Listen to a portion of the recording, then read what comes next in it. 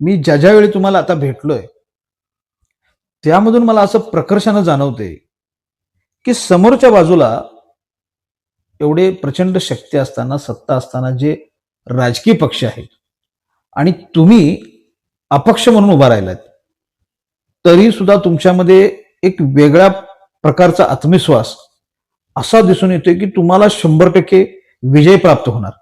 त्यामागचं कारण काय आहे? नाही, विजय प्राप्त होणार यामागचं मुख्य कारण, मी जिथं जिथं भेटलोय तिथं तिथं मला असं प्रकर्षानं जाणवलं की लोकांचा हे पक्षीय राजकारण आणि गटातटाचं राजकारण याला बराच विरोध आहे. हे जाणवल्यानंतर मला असं वाटलं की आपला विजय इथं सुकर होईल. त्या अनुषंगानेच मी कामाला लागलो आणि त्याचंच फळ आता मला पावलं प्रत्येक गावोगावी मिळत गेलं. प्रत्येक जणांचा प्रतिसाद वाढत गेलेला आहे आणि त्यांचं असं म्हणणं आहे की 100% तुम्ही निवडून येणार आणि त्यांच्या सगळ्यांच्या शब्दावरच मला गॅरंटी आहे की मी 100% निवडून येणार. माझ्या यशाचं पूर्ण श्रेय त्या सर्व लोकांना असणार आहे.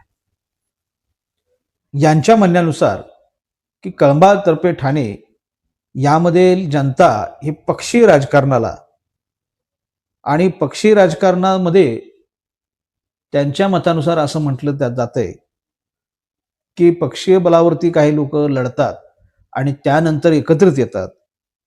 हा प्रमुख प्रश्न जनतेच्या जिव्हारी लागत आहेत. म्हणजे आज ते प्रत्येक जण वेगवेगळ्या पक्षाची वेगवेगळ्या लोकांच्यावरती आरोप करतात आणि निवडून आल्यानंतर ते परत एकत्रित येतात.